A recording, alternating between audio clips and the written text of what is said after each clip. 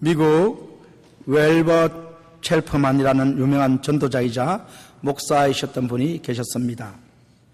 그 목사님의 교회에 어떤 교인이 13세 때 가출한 아들을 찾으려고 매일 돌아다녔습니다. 이곳저곳을 찾아 헤매던 중에 드디어 18년 만에 우연히 필라델피아 역전에서 그 아들을 발견했습니다. 그 역전에서 막 나오려는데 어떤 남루한 옷차림의 청년이 초점 없는 눈으로 방황하며 구걸을 하고 있었습니다. 25센트만 주세요, 아저씨. 25센트만 달라고 했을 때 그는 구걸하는 청년이 자기 아들인 것을 단번에 알아차렸습니다. 야, 너는 톰이 아니냐? 나는 너희 애비다.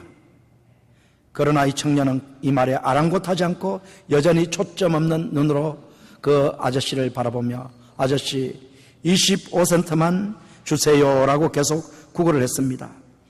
아버지는 아들을 덥석 끌어안고서 이렇게 소리를 쳤습니다. 이제 25센트가 문제가 아니다. 내가 바로 내 아버지야. 너는 나의 아들이고 그렇기 때문에 내 집과 내가 가지고 있는 돈이 모두 내 것이야. 나의 농장도 내 것이야.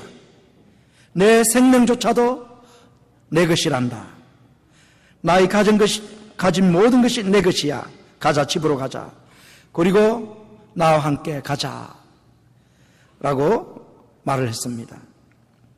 사랑하는 성도 여러분, 토모의 아버지가 자식을 찾아서 18년이라는 긴 세월을 방황하여 드디어 아들을 찾았던 것 같이 우리 주 예수님께서는 잃어버린 영혼을 찾아서 지금도 다니신다라는 사실을 여러분 기억하시기 바랍니다.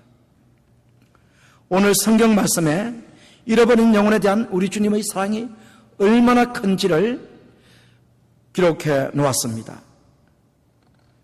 특히 잃어버린 영혼에 대한 주님의 사랑을 증가하는 세 가지 내용을 본문 말씀을 통해서 살펴볼 수가 있을 것입니다. 그 세 가지는 첫째로는 잃어버린 영혼을 찾기 위해서 지치신 주님의 모습을 통해서 잃어버린 영혼에 대한 주님의 사랑을 발견할 수 있습니다. 주님의 피로를 통해서 주님의 사랑을 발견할 수 있다는 말씀입니다. 둘째로는 죄 많은 한 여인에게 베푸신 주님의 친절을 통해서 잃어버린 영혼에 대한 주님의 사랑을 발견할 수 있을 것입니다. 주님의 친절이 바로 잃어버린 영혼에 대한 주님의 사랑을 표현한 것이라는 말씀입니다. 세 번째로는 죄 많은 여인에게 하나님의 선물인 영생과 성령을 주심으로 말미암아 잃어버린 영혼에 대한 주님의 사랑을 또한 표현을 했습니다. 간단히 요약하면은 주님의 피로하심, 주님의 친절, 주님의 선물, 이 세 가지를 통해서 주님께서는 잃어버린 영혼을 얼마나 사랑하고 계시는지를 말씀해 주신 것입니다. 자, 이제 이 세 가지에 대해서 하나씩 말씀을 전해드리는 동안에 여러분들은 주님의 사랑을 깊이 체험하시기 바랍니다. 자, 먼저 주님의 피로는 주님의 잃어버린 영혼을 향한 사랑 때문입니다 라는 말씀을 전하도록 하겠습니다. 주님의 피로는 잃어버린 영혼을 향한 예수님의 사랑 때문입니다 라는 말씀. 요한복음 4장 3절에서 6절을 다 같이 읽어보시겠습니다. 시작. 유대를 떠나사 다시 갈릴리로 가실새 사마리아를 통행하여야 하겠는지라.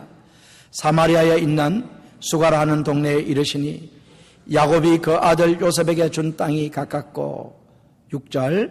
거기 또 야곱의 우물이 있더라. 예수께서 행로에 권하여 우물 곁에 그대로 앉으시니 때가 제 6시쯤 되었더라. 6절에 보시면 예수님께서 여행 중에 피곤하시어 우물 곁에 그대로 앉으셨다라고 말씀하셨습니다. 사랑하는 성도 여러분, 왜 예수님께서 피곤하셨을까요? 여러분, 예수님이 왜 피곤하셨다라고 생각하십니까? 잃어버린 영혼을 찾아 다니시느라고 피곤하셨습니다. 예수님의 여행의 성격을 여러분이 아셔야 할 것입니다. 예수님께서는 공생애 동안에 갈릴리에서 유대로, 유대에서 갈릴리로 계속 여행을 다니셨습니다. 그런데 왜 예수님께서 그와 같이 계속해서 여행을 다니셨을까요? 예수님께서는 왜 피곤하실 정도로 계속 여행을 하셨을까요? 예수님의 여행의 목적이 과연 무엇이었을까요? 여러분은 그 목적이 무엇이라고 생각하십니까? 그 목적은 잃어버린 영혼을 찾아 구원하시는 것이었습니다. 잃어버린 영혼을 찾아서 구원하시는 것이 예수님의 여행의 목적이었습니다. 예수님께서 공생애를 시작하시고 맞이하시는 첫 번째 유월절을 예루살렘에서 지내셨습니다. 그리고 유대에 있는 요단강에서 많은 사람들에게 제자들과 함께 침례를 주었습니다. 예수님께서는 유대인 당국자들이 그 사실을 알고 예수님을 이제는 방해하려고 하는 그 시도를 한다는 사실을 알고서 유대에서 더 이상 머물지 않기를 원하셨습니다. 왜냐하면 유대인들과 충돌을 피하기를 원하셨기 때문입니다. 그래서 갈릴리로 떠나기를 원하셨습니다. 그런데 주님께서 사마리아를 통과하기를 원하셨다라고 오늘 본문 말씀에 기록해 놓았습니다. 사마리아로 지나가셔야 하셨더라라고 말씀하셨는데, 이거는 완전히 주님께서 의도적으로 사마리아를 통과하기를 원하셨다라는 것입니다. 여러분, 유대에서 갈릴리로 가는 길은 두 가지입니다. 하나는 사마리아를 통과하는 지름길이고 다른 하나는 요단강을 둘러서 가는 길입니다. 그런데 보통 일반적으로 유대인들은 가까운 길인 사마리아 길을 지나가지 않고 요단을 둘러서 가는 그 길을 택했는데, 그 이유는 뭐냐면 사마리아인들과 접촉하기를 꺼렸기 때문입니다. 유대인들은 사마리아인을 만나면 부정해진다고 생각했습니다. 그래서 그들은 사마리아 땅을 밟기도 싫어하면서 그곳을 피해서 요단강을 돌아서 갈릴리로 갔던 것입니다. 그런데 예수님께서는 이와 같은 유대인들의 통례를 깨시고 사마리아 땅을 통과하기를 원하셨다라고 말씀하고 있습니다. 사마리아 땅을 지나셔야만 하셨다라고 말씀을 하고 있는 것입니다. 그런데 사랑하는 성도 여러분, 왜 예수님께서 굳이 유대인들이 끓이끼는 그 사마리아 땅을 가셔야만 하셨을까요? 가기를 원하셨을까요? 왜 그랬을까요? 그 이유는 예수님께서 잃어버린 영혼을 사랑하는 마음 때문이었습니다. 사랑하는 성도 여러분, 기억하시기 바랍니다. 아무리 종교적으로 타락하여 이방인과 다름없는 사마리아인들이 사는 지역이라도 예수님의 구원사역에서 제외될 수가 없습니다. 로마서 1장 16절을 다 같이 읽어보시겠습니다. 시작. 내가 복음을 부끄러워하지 아니하노니 이 복음은 모든 믿는 자에게 구원을 주시는 하나님의 능력이 됨이라. 첫째는 유대인에게요 또한 헬라인에게로다. 어느 누구도 예수님의 구원사역에서 제외될 수 없습니다. 아무리 큰 죄인이라도 예수님의 구원사역에서 제외될 수가 없다는 사실을 여러분 기억하시기 바랍니다. 사랑하는 성도 여러분, 기억하시기 바랍니다. 예수님께서는 잃어버린 자를 찾아 구원하시려고 하늘로부터 오신 목자이십니다. 누가복음 15장 4절을 다 같이 읽어보시겠습니다. 너희 중에 어느 사람이 양 100마리가 있는데 그 중에 하나를 잃으면 99마리를 들여두고 그 잃은 것을 찾도록 찾아다니지 아니하겠느냐. 누가복음 19장 10절을 다 같이 읽어보시겠습니다. 인자의 온 것은 잃어버린 자를 찾아 구원하려 함이니라. 마태복음 9장 13절을 다 같이 읽어보시겠습니다. 너희는 내가 긍휼을 원하고 제사를 원치 아니하노라 하신 뜻이 무엇인지 배우라. 내가 의인을 부르러 온 것이 아니요 죄인을 부르러 왔노라 하시니라. 예수님께서 여행을 다니시는 목적, 예수님께서 하늘로부터 이 땅에 사람의 몸을 입고 오신 목적은 분명합니다. 죄인을 구원하시기 위해서 예수님께서 이 땅에 오셨다라고 말씀하십니다. 우리 교회가 세워진 목적이 예수님의 목적과 일치해야 되는 것입니다. 죄인을 구원하여서 하나님의 자녀가 되게 해서 예배하도록 하는 것이 바로 교회의 1차적인 목적입니다. 우리가 주님의 지상 대사명 마태복음 28장 19절 20절에 보면은 모든 족속으로 가서 제자를 삼아라 그랬죠. 모든 족속으로 가서 제사를 삼아 아버지와 아들과 성령의 이름으로 침례를 주고 내가 분부한 모든 것을 가르쳐 지키게 하라. 이것이 바로 예수님의 지상 대사명입니다. 우리들이 해야 될 사명이죠. 예수님께서 오신 목적, 교회가 세워진 목적은 오직 한 가지입니다. 바로 잃어버린 영혼을 찾아서 구원하는 것이 바로 교회와 우리 예수님 또한 예수님을 믿는 우리들의 목적이 되는 것입니다. 요한계시록 3장 20절을 다 같이 읽어보시겠습니다. 볼지어다 내가 문 밖에 서서 기다리노니 누구든지 내 음성을 듣고 내 문을 열면 내가 그에게로 들어가 그로 더불어 먹고 그는 나로 더불어 먹으리라. 예수님께서 잃어버린 한 영혼을 찾아 그가 마음을 열고 주님을 영접하기를 간절히 기다리십니다. 이와 같이 예수님께서는 한 사람의 영혼을 구원하는 일이라면 의식의 산을 넘고 전통의 벽도 뛰어넘고 어떠한 편견된 견해도 뛰어넘어 그 영혼을 찾아가십니다. 이처럼 잃어버린 영혼을 향한 뜨거운 사랑이 있었기 때문에 예수님께서는 유대인들이 모두 끓이끼는 사마리아 지역으로 서슴없이 들어가신 것이었습니다. 대부흥사 무디 목사님은 척근에게 이런 말을 남긴 일이 있었습니다. 내가 죽은 뒤 만일 누가 나의 동상을 만든다면 구두를 신은 나의 다리 2개만을 만들어 세우시오. 나는 사방으로 뛰어다녔습니다. 내 다리는 언제나 밖을 향한 복음의 전령 전하는 자이었습니다. 무디 목사님은 우리 주님을 본받아 잃어버린 양을 찾아 사방으로 뛰어다녔습니다. 사랑하는 성도 여러분, 이제 왜 예수님께서 피곤하여 우물가에 주저앉으셨는지를 아셨으리라고 믿습니다. 예수님께서 피곤하신 이유는 이것입니다. 예수님께서 잃어버린 한 영혼을 찾아 다니시느라고 지치셨습니다. 예수님께서 그 고귀한 하나님의 아들의 신분을 버리시고 이 세상에 천하디 천한 인간의 몸을 입고 오시어 우리들과 똑같이 필요를 느끼셨습니다. 참 하나님인 예수님께서 참 인간이 되시어 사마리아에 있는 불쌍한 영혼을 친히 찾아오시느라고 피곤하셨습니다. 예수님께서는 피곤을 무릅쓰시고 잃어버린 한 영혼이라도 더 구원하시기 위해서 친히 사마리아에 찾아오신 것입니다. 주님은 잃어버린 영혼을 너무나 사랑하십니다. 당신의 피곤하심에도 불구하고 잃어버린 영혼을 찾아 여러분에게 오셨습니다. 주님은 우리 모두를 구원하기를 원하십니다.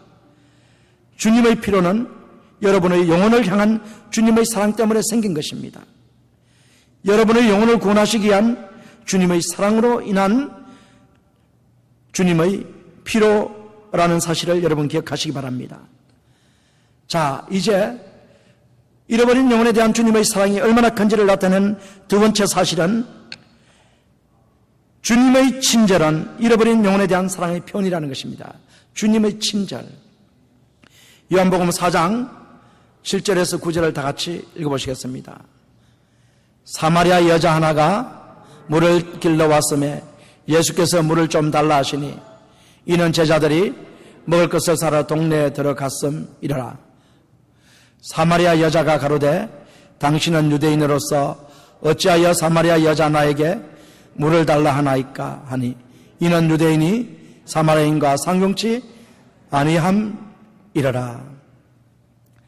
자, 예수님이 피곤해서 지쳐 앉아 계신 우물가에 사마리아 여인 한 명이 물을 기르러 왔습니다. 유대인의 구원의 율법인 미시나에는 사마리아 여인을 매우 부정한 여인으로 간주를 했습니다. 이 부정이 종교적인 부정인지 실제적인 부정인지를 알 수 없으나 이 여인들은 자신들만 부정할 뿐 아니라 다른 사람까지도 부정하게 만드는 사람들로 여겼습니다. 사마리아 여인들은 사마리아 남자들보다 더 부정한 사람들로 간주되었습니다.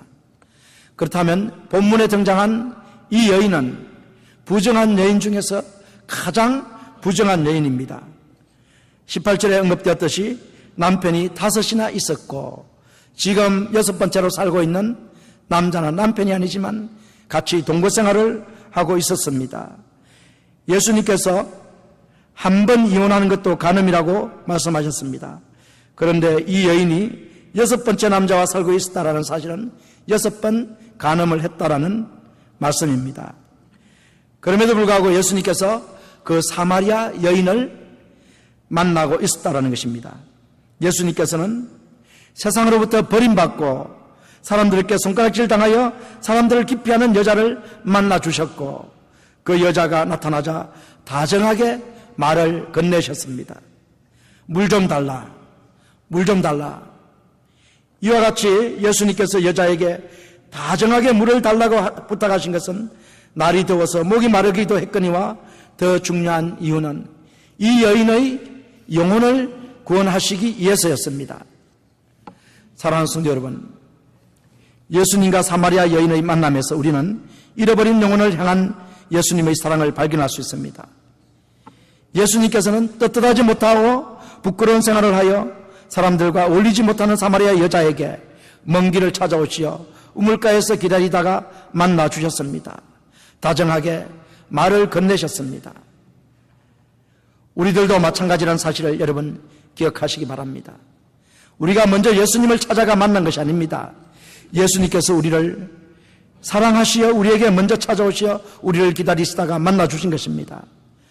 사랑의 주님께서 떳떳하지 못하고 부끄러운 생활을 하고 있는 우리에게 친히 찾아오시어 우리를 구원해 주신 놀라우신 주님의 사랑이신 것입니다. 예수님께서는 세상에서 소외된 사마리아 여인에게 친절하고 부드럽게 말을 건네주셨습니다. 오늘날도 예수님께서는 우리의 인격을 존중해 주시고 우리 각자의 성격과 취향에 맞게 우리를 대해 주시고 우리에게 친절하게 대화하기를 원하고 계십니다. 성 아우구스티누스는 이렇게 말했습니다. 참으로 이상하게도 놀라운 일이다. 만약 내가 창조주 하나님이었다면 벌써 이 세상을 심판해 버렸을 텐데 이상하게도 하나님은 나를 사랑하시다니. 그분은 사랑하신 것도 나 한 사람밖에는 사랑할 사람이 없는 것처럼 나를 사랑하신다. 그분은 사랑하시는 것도 나 한 사람밖에 사랑할 사람이 없는 것처럼 나를 사랑하신다. 아니 내가 이 세상에 남아있는 유일한 생존자라고 할지라도 그분은 나를 위해 십자가에서 목숨을 버리셨을 것이다 라고 성 아우구스티누스가 말했습니다.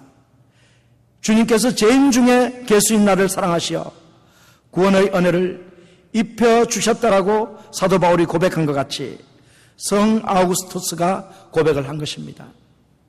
사랑하는 성도 여러분, 성 아우구스티누스가 주님의 사랑을 체험했습니다. 사마리아 여인이 그녀에게 베푸신 주님의 사랑을 통해서 주님의 친절을 통해서 주님의 사랑을 체험했습니다. 친절하신 주님께서 여러분에게 베푸시는 주님의 사랑을 체험하시기 바랍니다. 사랑하는 성도 여러분, 지금까지 제 많은 한 여인에게 베푸신 주님의 친절을 통해서 잃어버린 영혼에 대한 주님의 사랑을 발견할 수 있었습니다. 자, 이제 하나님의 선물은 잃어버린 영혼에게 가장 고상한 선물이라는 사실에 대해서 말씀을 드리도록 하겠습니다. 하나님의 선물은 잃어버린 영혼을 위한 가장 고상한 선물입니다. 본문 10절, 13절, 14절을 다 같이 읽어보시겠습니다. 예수께서 대답하여 가라사대 내가 만일 하나님의 선물과 또 내게 물 좀 달라 하는 이가 누구인 줄 알았다면 내가 그에게 구하였을 것이요 그가 생수를 내게 주었으리라. 13절 예수께서 대답하여 가라사대 이 물을 먹는 자마다 다시 목마르려니와 내가 주는 물을 먹는 자는 영원히 목마르지 아니하리니 나의 주는 물은 그 속에서 영생하도록 솟아나는 샘물이 되리라.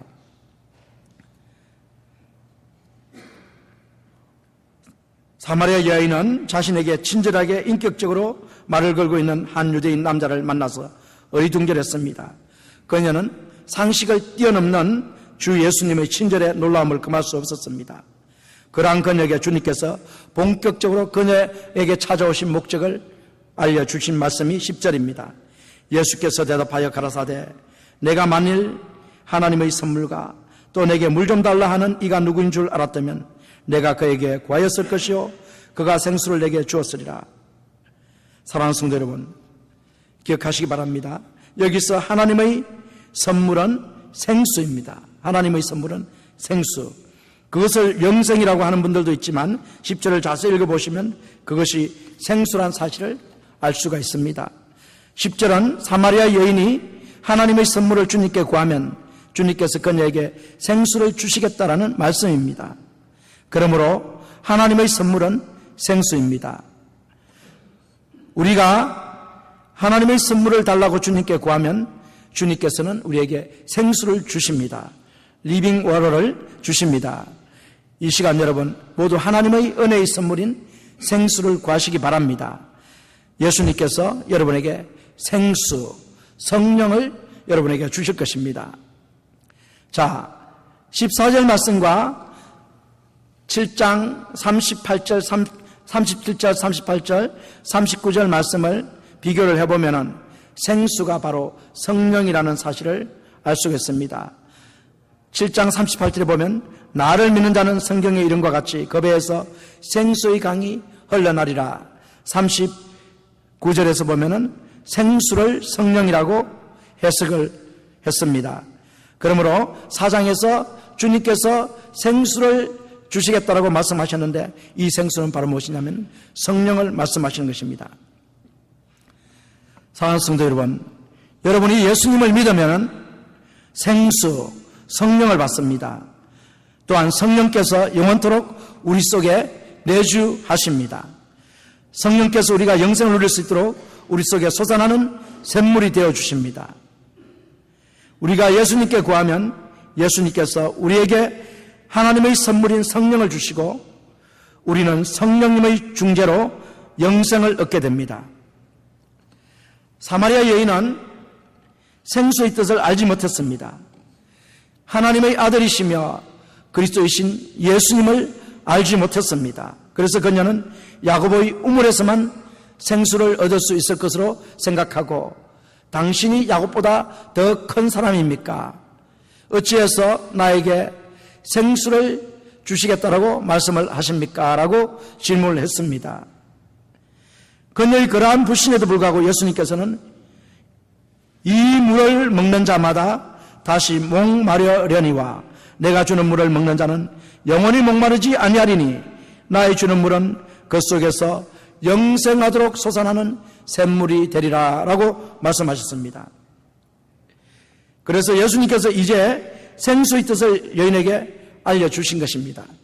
이 물을 마시는 자마다 다시 목마르려니와 에서 마시는은 현재 분사형으로 기록되어 있습니다. 이것은 계속해서 마신다라는 뜻입니다.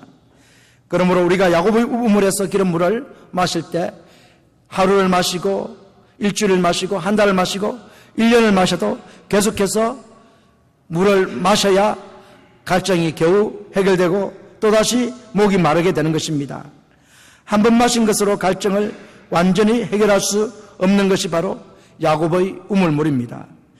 갈증은 계속되고 물은 계속 마셔야 할 것입니다. 사랑하는 성도 여러분, 우리 영혼의 갈증을 세상적인 것으로는 절대로 채울 수 없습니다. 우리 영혼의 갈증을 세상적인 것으로 채울 수 없습니다. 수가성의 여인이 5번 결혼하고 이혼해서 다시 다른 남자와 살아보았지만 그녀의 영혼의 갈증을 채울 수가 없었습니다. 쾌락을 추구하면 추구할수록 더욱 쾌락을 추구하고 싶은 욕망이 속에서 일어나는 것입니다. 삶이 공허해졌습니다. 더 이상 살아갈 의욕마저도 사라져버렸습니다. 어떻게 하면 좋을까 생각해 보았지만 막막한 인생이었습니다. 아무리 생각해 보아도 해결책이 없었습니다. 사람들을 만나는 것조차도 부끄러웠습니다. 그런데 사랑하는 성도 여러분, 이와 같이 좌절할 수밖에 없는 이 상황에 빠져있는 사마리아 여인에게 구주가 나타나신 것입니다. 메시아 그리스도가 나타나신 것입니다. 주님께서 그녀에게 야곱의 우물물과는 다른 종류의 물을 주시겠다라고 말씀을 하신 것입니다. 내가 주는 물을 먹는 자는 영원히 목마르지 아니하리니 라고 말씀하셨습니다. 내가 주는 물을 먹는 자는 영원히 목마르지 아니하리니, 내가 주는 이 생수를 먹는 자는 영원히 갈증을 느끼지 아니하리라. 갈증이 충족된다는 것입니다. 여기서 먹는이라는 이 시제는 과거형인데, 과거형은 단 한 번 마시면은 영원히 충족된다라는 이런 의미입니다. 그녀가 단 한 번만 마시면 그녀의 영적인 갈증은 영원히 해결되고 인생의 공허함이 해결될 것이며 그녀의 죄의식도 해결되고 모든 것이 해결되는 이 생수를 구주께서 나타나셔서 주시겠다라고 제안을 하신 것입니다. 사랑하는 성도 여러분, 기억하시기 바랍니다. 예수님께서 주시는 물을 단 한 번 마시면 영원히 목마르지 않습니다. 우리가 예수님을 믿으면 성령을 받고 영생을 얻습니다. 인생의 갈증을 모두 해결받을 수 있습니다. 예수님을 믿을 때 받은 성령께서는 우리 안에 영원히 내주하십니다. 우리에게서 절대로 떠나지 않습니다. 이것이 성도의 견인입니다. 성령은 우리 안에 영원히 내주하시며 우리의 구원은 영원합니다. 예수님을 믿을 때 우리가 받는 영생은 절대로 잃어버릴 수 없습니다. 영생은 말 그대로 영원한 생명입니다. 어떤 경우에도 사라지지 않고 잃어버려지지 않는 것이 바로 우리에게 주신 영생입니다. 내가 주는 물을 마시는 자는 영원히 목마르지 않는다라고 주님께서 말씀하셨습니다. 로마서 8장 35절, 38절, 39절 다 같이 읽어보시겠습니다. 누가 우리를 그리스도의 사랑에서 끊으리요? 환난이나 공고나 핍박이나 기근이나 적신이나 위험이나 칼이라. 내가 확신하노니 사람이나 생명이나 천사들이나 권세자들이나 현재일이나 장래일이나 능력이나 높음이나 기쁨이나 다른 아무 피조물이라도 우리를 우리 주 그리스도 예수 안에 있는 하나님의 사랑에서 끊을 수 없느니라. 하나님의 사랑과 예수 그리스도의 사랑에서 우리를 끊을 수 있는 것은 아무것도 없다고 했습니다. 영원토록 우리는 하나님의 사랑을 받으며 예수님의 사랑을 받으며 살아갈 수 있다라고 주님께서 말씀하십니다. 예수님을 믿는 순간에, 예수님을 믿어 거듭나는 순간에, 예수님을 믿어서 성령을 받고 우리가 영생을 받는 그 순간에 우리는 주님의 사랑을 받게 되며 영원까지 주님의 사랑을 받는다라고 주님께서 말씀하신 것입니다.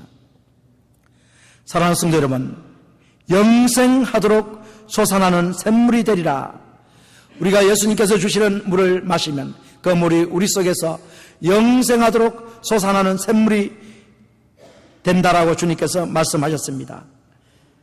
솟아나는 샘물은 계속적인 성령의 도우심을 의미합니다. 따라서 그 말씀의 뜻은 이것입니다.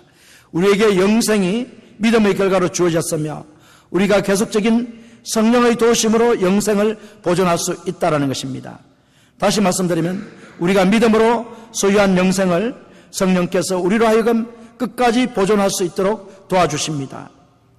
에베소서 1장 13절 14절 말씀과 같이 성령께서 우리의 영생에 인을 쳐주시고 또한 우리의 영생에 보정이 되어 주십니다.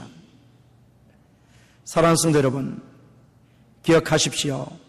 예수님을 믿는 사람은 누구든지 성령을 선물로 받고 영원토록 그 안에 내주하시는 성령의 중재로 영생을 얻습니다.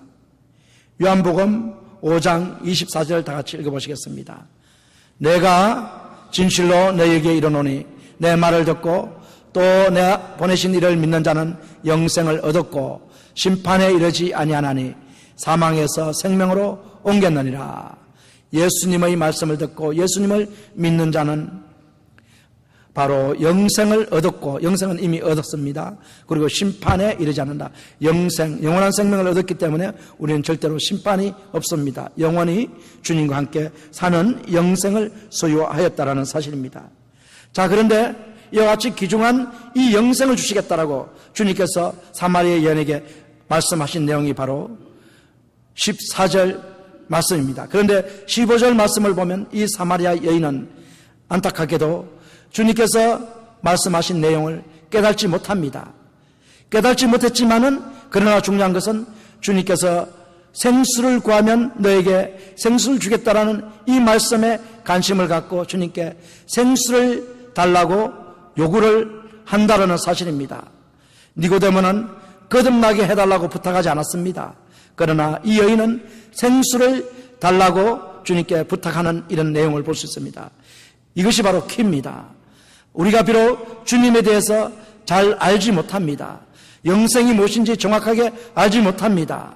생수가 무엇인지 알 수가 없습니다. 그렇지만 주님께서 주시겠다고 약속하신 이 생수를 구하면 주님께서는 우리에게 그 생수를 주시며 생수의 뜻이 무엇인가도 깨닫게 하시고 영생이 무엇인지도 알게 하시며 영생을 누리게 해주시는 분이 바로 우리의 주님이십니다. 자, 사랑하는 성도 여러분, 어느 추운 겨울날 한 그리스도인이 길을 걷고 있었습니다. 그는 참새 떼가 옹기종기 모여 씨앗을 쪼아먹고 있는 광경을 보았습니다. 문득 참새들을 어루만져주고 싶은 충동이 일어나 살금살금 참새 곁으로 다가갔습니다. 참새들은 갑자기 날아가 나무에 올라가서 앉았습니다. 그때 이 그리스도인은 잠시 동안 생각해 보았습니다. 그래, 참새들과 자연스럽게 어울려지려면 참새와 같은 모습이어야 해. 하나님께서 사람의 모습으로 이 세상에 오신 것도 그러한 이유에서였을 거야. 그렇습니다. 우리들은 우리가 두려움 없이 하나님 곁으로 갈 수 있도록 사람의 모습으로 오신 분이 바로 예수 그리스도십니다. 얼마나 감격스럽고 은혜스러운 일이지 않습니까? 사랑하는 성도 여러분, 기억하시기 바랍니다. 우리 주 예수님은 사랑의 주님이십니다. 제 많은 한 여인, 하나님의 선물인 생수의 의미도 알지 못하는 무지한 여인에게 찾아오시어 성령을 주시고 예수님을 믿고 영생을 얻게 하신 사랑의 주님이십니다. 사랑하는 형제 자매 여러분, 이 시간 여러분도 사마리아 여인과 같이 영혼의 갈급함을 느끼십니까? 무엇이 공허합니까? 인생의 삶의 의미를 알지 못하고 살아가고 계십니까? 쾌락을 추구하며 살아가고 계십니까? 쾌락 속에서 만족을 누리지 못하고 공허하게 살아가십니까? 이 시간 영생하도록 솟아나는 샘물을 주시는 예수님께 생수를 달라고 구하십시오. 성령을 달라고 구하십시오. 그리하여 성령의 역사로 영생을 얻고 더 이상 인생이 공허하지 않는 풍성한 삶을 누리시기를 주님의 이름으로 축원합니다. 아직 이 자리에 예수님을 알지 못하고 믿지 못하시는 분이 계시다면 이 시간 예수님을 구주로 영접하시기 바랍니다. 예수님께서 죄를 다 용서해 주시기 위해서 십자가에서 죽으시고 3일 만에 부활하신 주님으로 영접하시기 바랍니다. 그 주님을 여러분 마음속에 영접하시게 되면 여러분의 모든 원죄와 자범죄가 사함을 받고 하나님께서 영생을 여러분에게 선물로 주실 것입니다. 기도하시겠습니다.